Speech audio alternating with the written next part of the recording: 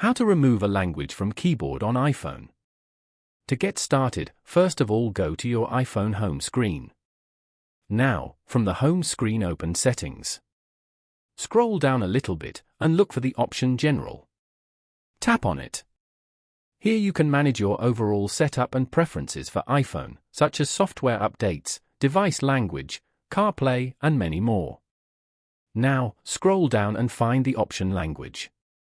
Once you find it, tap on it. Then select the keyboard option from this page. Once you are here, tap on Edit at the top right corner of your screen.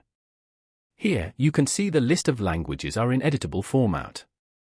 Now, just slide to left to enable the Delete option. Once it's visible, tap on the Delete option. Here you go, you have successfully removed a language.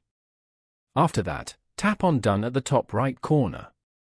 To delete any further languages, you can repeat the same procedure.